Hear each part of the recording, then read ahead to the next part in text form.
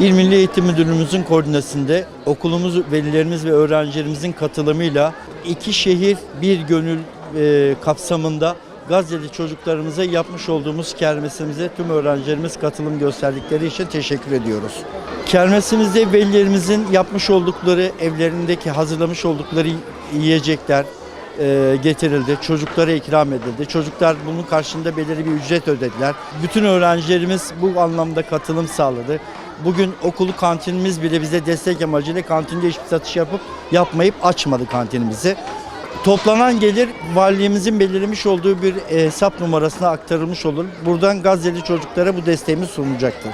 Bence gerçekten de Gazze'de insanlık dramı yaşanıyor. Biz de bu şekilde yardım ediyoruz. Onlara yardım etmek bizim de elimizden gelen şey bu yani. Onlar için de üzülüyorum. Bana bu savaş biter, kurtulurlar. Keşke bizimle aynı şanslı olmalarını isterdim. Bu kermesi biz Gazze'li çocuklar için yaptık. Gazze'li çocukların daha çok hayatta kalabilmesi için bu topladığımız parayı da onlara bağışlayacağız.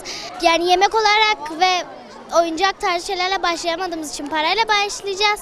Bu yüzden mutluyuz. Sizi hiçbir zaman unutmayacağız, hep yaşayacaksınız. Hocam Gazze'deki insanlara çok üzüldüm. Onlar ders alamıyorlar. Hocam mesela eğitim alamıyorlar. Yani hocam bize burada bağış yapmak için çalışıyoruz. Gazze'liler çocuklar için düşündüğüm şey onlar eğitiminde geri kalıyorlar ve bu onlar için biraz kötü. Onlar bizim gibi değiller. Evet, bu yandan çok mutluyum. Bağış da yaptık. Yiyeceklerle, oyuncaklarla göndermedik, para gönderdik. Onlar daha çok mutlu olur. Bence bu kermesin yapılması iyi olmuş. En azından hem yemeğimizin tadını çıkarıyoruz hem de onlara bağışta bulunuyoruz. Bence gayet güzel.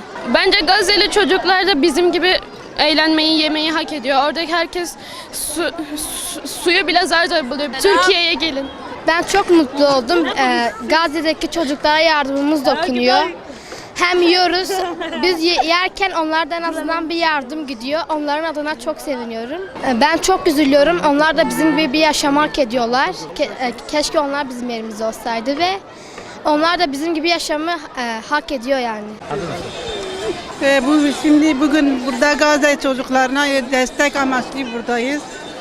İçimiz yanıyor, kanıyor ama elimizden bir şey gelmiyor. Allahu Teala yardım etsin onlara. Allah kurban olayım Rabbim. Ondan başka kimseleri yok. Evet, herkes elinden geleni yapmış. Allah razı olsun. Allah kabul etsin inşallah. Allah ulaştırsın inşallah. Allah o şehitlerini de cennetine kabul etsin inşallah.